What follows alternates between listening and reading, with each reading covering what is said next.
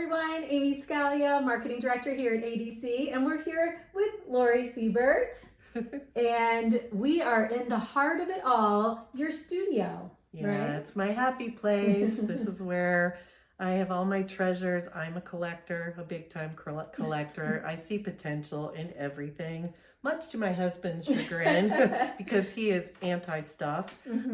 So it may look like a big mess to other people, but I do have my organization methods that I use.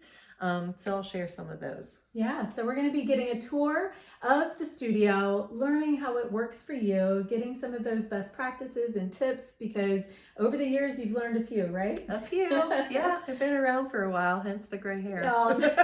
But this is also where a lot of the content creation comes. We talked about that in a previous course.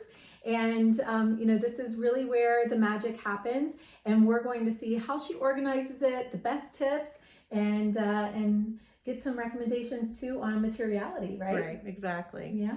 So I divide my space into zones.